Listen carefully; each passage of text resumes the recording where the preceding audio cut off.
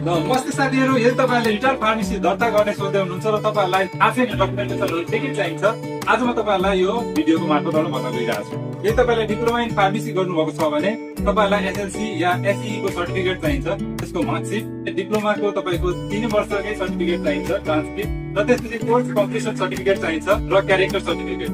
त्यसपछि तपाईको नागरिकता पनि चाहिहाल्यो। त्यसपछि दुईटा फोटो चाहिन्छ र यदि तपाईले सटर भाडामा लिनुभएको छ भने त्यसको रेन्टल एग्रिमेन्ट चाहिहाल्यो।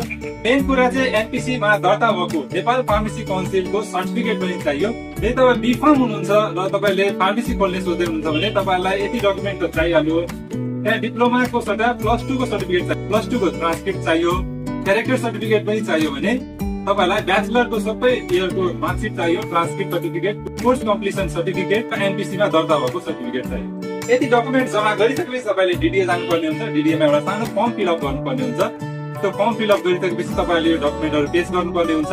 त्यसको फोटोकपीहरु पनि तपाईले पेश गर्नुपर्ने हुन्छ र यो डकुमेन्टहरु तपाईले अनलाइन सबमिसन गरिसकेपछि तपाईहरुको एउटा रिटेल फार्मेसी दर्ता भइसकेको सर्टिफिकेट पाउनुहुन्छ र डीडीए बाट तपाईले पाउनु भएको रिटेल फार्मेसीको दर्ता सर्टिफिकेट लिएर तपाईहरु कर कार्यालय जानुपर्ने हुन्छ। कर कार्यालयमा तपाईहरुले प्यान कार्डको लागि एप्लिकेसन हाल्नुपर्ने हुन्छ र प्यान कार्ड बनाउनु पर्ने हुन्छ।